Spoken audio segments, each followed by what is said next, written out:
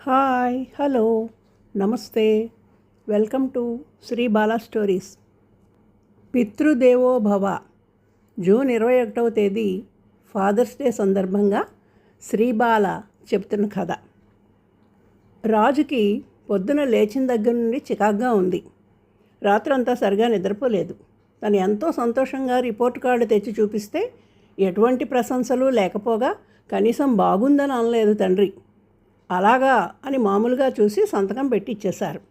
ఇంతకీ రాజుకి ఎందుకంత బాధగా ఉందంటే అర్ధ సంవత్సరం పరీక్షల్లో క్లాస్ ఫస్ట్ రావడమే కాదు, 4 సబ్జెక్టులో 197 మార్కులు, లెక్కల్లో 100కి 100 వచ్చాయి. హెడ్ మాస్టర్ గారు ప్రత్యేకంగా అభినందించారు. రాజు ఒక ప్రైవేటు పాఠశాలలో 10వ తరగతి చదువుతున్నాడు. ఆ స్కూల్లో చదువుతో పాటు ఎథిక్స్, ఆటలు, యోగా కూడా నేర్పిస్తారు. అన్నిటా రాణిస్తూ రాజు ముందుండడంతో ఆ రోజు అసెంబ్లీలో హెడ్ మాస్టర్ గారు రాజుని స్టేజ్ పైకి పిలిచి ఒక పెన్ గిఫ్ట్గా ఇచ్చి పబ్లిక్ ఎగ్జామ్స్లో కూడా ఇలాగే చదవాలన్నారు. టీచర్లు, స్టూడెంట్స్ అంతా చప్పట్లు కొట్టారు. స్కూల్ నుండి ఉత్సాహంగా ఆగమేఘాల మీద ఇంటికి చేరాడు రాజు. నాన్నగారు ఆఫీస్ నుండి రాగానే రిపోర్ట్ కార్డు చూపించి ఏదైనా బహుమతి కొట్టేద్దామని ఉవ్విళ్ళు ఊరుతున్నాడు. కానీ పరిస్థితి అందుకు భిన్నంగా ఉండడంతో రాజుకు ఒళ్ళు మండిపోయింది. మనసులో తండ్రిని తెగ తిట్టేసుకున్నాడు. ఎలాగో టిఫిన్ తిని బ్యాగ్ పట్టుకు స్కూల్కి వెళ్ళాడు. ఎవరితో మాట్లాడకుండా నిశ్శబ్దంగా కూర్చున్నాడు. ఇదంతా క్లాస్ టీచర్ రామనాథం గారు గమనిస్తున్నారు. స్కూల్ అయిపోయాక రాజుని పిలిపించి విషయం అడిగారు. వెంటనే చెప్పకపోయినా ఆయన మరీ అడగడంతో చెప్పాడు.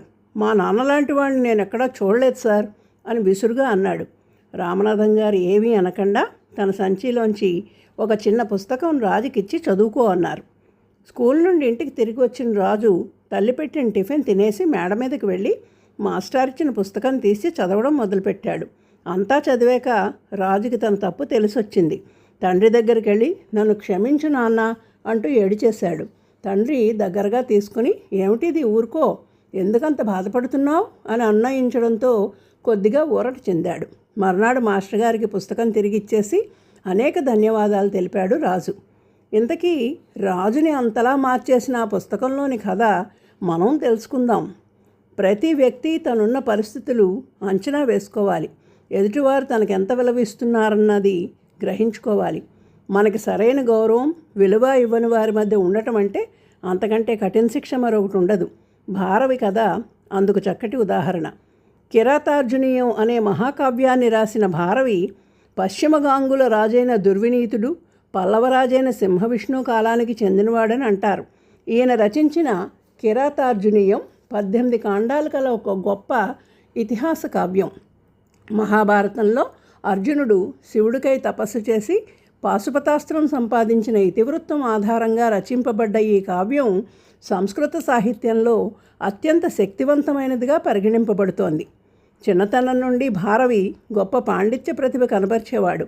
ఊరివారంతా కుమార్ని ప్రశంసిస్తున్నా తండ్రి మాత్రం పెద్దగా పట్టించుకోకుండా ఉదాసీనంగా ఉండేవాడు. ఇది భారవికి చాలా ఆగ్రహం కలిగించింది.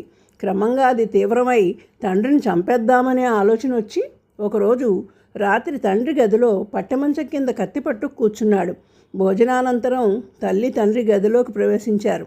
తల్లి తండ్రితో, ఎందుకండి ఊళ్ళో వాళ్ళంతా మన అబ్బాయిని ఎంతో గొప్పగా మెచ్చుకుంటుంటే మీరు మాత్రం వాడిని ఏమీ ప్రశంసించరు, వాడెంత బాధపడతాడో కదా అంది. దానికి ఆయన, ఓసి పిచ్చిదానా, వాడి పాండిత్యం, ప్రతిభ నాకు మాత్రం తెలీదా? పేరుకు తగ్గట్టుగా వాడు ప్రకాశిస్తాడు. తండ్రి పిల్లల్ని మెచ్చుకుంటే ఆయుక్షీణమని నేను వాడిని ప్రశంసించను అన్నాడు. అది విన్న భారవి వెంటనే ఆయన కాళ్ళ మీద పడి నన్ను క్షమించండి నాన్న అంటూ తన మనసులోని దురాలోచన చెప్పాడు. తండ్రి అతన్ని లేవనెత్తి, పర్వాలేదులే నాయనా, బాధపడకు, నిన్ను క్షమించానన్నాడు. కానీ భారవి ఎంత చెప్పినా వినకుండా తన్ని శిక్షించమని వేడుకున్నాడు. చివరికి తండ్రి, అయితే మీ అత్తగారింటికి వెళ్ళు అన్నాడు. అందుకు ఒప్పుకొని భారవి, ఎన్నాళ్ల పాటు ఆ శిక్ష అనుభవించాలి, తిరిగి ఎప్పుడు రావాలి నాన్న అని అన్నాడు. అందుకు ఆయన, మజ్జిగ పలచబడినప్పుడు తిరిగిరా, అదే నీకు శిక్ష అన్నాడు. భారవి మన్నాడు తెల్లవారుజామునే బయలుదేరి అత్తవారు ఊరెళ్ళాడు. అల్లుడు వచ్చాడనగానే అక్కడ అందరూ హడావుడు పడిపోయారు. కాళ్ళు కడుక్కునేందుకు నీళ్ళిచ్చి, తువ్వాళ్ళిచ్చి కుశల ప్రశ్నలు వేశారు. పిండి వంటలతో భోజనం పెట్టారు. భార్య కూడా సంబరపడింది. వారమైనా అల్లుడు కదలట్లేదు. మర్యాదలు చేయడానికి వారికి విసుగొస్తోంది. ఇంక ఇలా లాభం లేదని, అమ్మాయి, మీ ఆయన ఎన్నాళ్ళు ఉంటాడే అని అడిగారు. ఆమె భర్తని అడగ్గా భారవ్ ఏమీ దాచకుండా అంతా చెప్పాడు. ఆమె తల్లితో కొంతకాలం ఇక్కడ ఉందామని వచ్చారమ్మా అంది. అంతే. మర్నాటి నుండి ఒక్కో పని అల్లుడికి అప్పచెప్పసాగారు. పశువులకు గడ్డి వేయడం, కుడితి పెట్టడం, నీళ్లు తోడి పాత్రలు నింపడం, మొక్కల సంరక్షణ, పొలం వెళ్ళడం, ఇలా ఒకటేమిటి పాలికాపుని మాన్పించి అన్ని పనులు చెప్పసాగారు.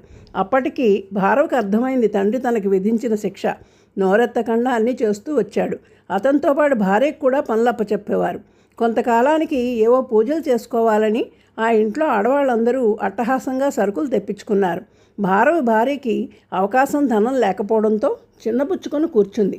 అది తెలిసి భారవి తాళపత్రంపై ఒక శ్లోకం రాసి శ్రేష్ఠి కొట్లో చూపి తనకు కావలసిన సరుకులు తెచ్చుకోమన్నాడు. అతను చెప్పినట్లుగానే చేసి ఆమె కూడా పూజ చేసుకుంది. దాంతో ఇంట్లో వాళ్ళకి అనుమానం వచ్చి ధనం ఎక్కడిదని అడిగారు. చాలా అవమానించి నిందలు వేశారు. అయినా భారవ్ మౌనంగా భరించాడు. కొంతకాలం అయ్యాక ఒకరోజు పొద్దుపోయి పొలం నుండి వచ్చిన భారవి కాళ్ళు కడుక్కుని వచ్చి భోజనానికి కూర్చున్నాడు. అత్తగారు విసుక్కుంటూ వచ్చి, కాస్త అన్నం పెట్టి ఏం అనుకోకు నాయనా, ఆదవులు అయిపోయాయి అంటూ నీళ్లు కలిపిన మజ్జిగ పోసింది. విస్తట్లో పడగానే మజ్జిగ పక్కకు కారిపోయింది. అమ్మయ్య, శిక్ష ముగిసిందని సంతోషించి వెంటనే భారవి ప్రయాణమై తన ఊరికి వెళ్ళిపోయాడు. శ్రేష్ఠి భారవి రాసిచ్చిన శ్లోకం మహారాజుకు చూపించి బహుమానం పొందాలనుకున్నాడు. అయితే రాజుకి అనుమానం వచ్చి మిగిలిన పద్యాలు కూడా తెమ్మనగానే భయపడి నిజం చెప్పేశాడు. భారవి ఆచూకీ తెలుసుకుని రాజుగారు పల్లకీ బహుమానాలు పంపించి భారవిని తన ఆస్థానానికి పిలిపించుకున్నాడు. పల్లకీలో వెడుతున్న కొడుకుని చూసి తండ్రి ఆనందోత్సాహాలతో, నేను చెప్పలేదా వాడు గొప్పవాడవుతాడని అంటూ భార్యతో అన్నాడు. ఈ కథలో చారిత్రకత కంటే కూడా అంతర్గతంగా ఉన్న నీతి ముఖ్యమైంది. తొందరపడి ఏ పని చేయకూడదు. ఏదైనా పని చేసే ముందు 100 సార్లు ఆలోచించాలి. అలాగే తల్లిదండ్రులు పిల్లల శ్రేయస్సును కోరతారు. వారి పట్ల గౌరవాభిమానాలు కలిగి ఉండాలి.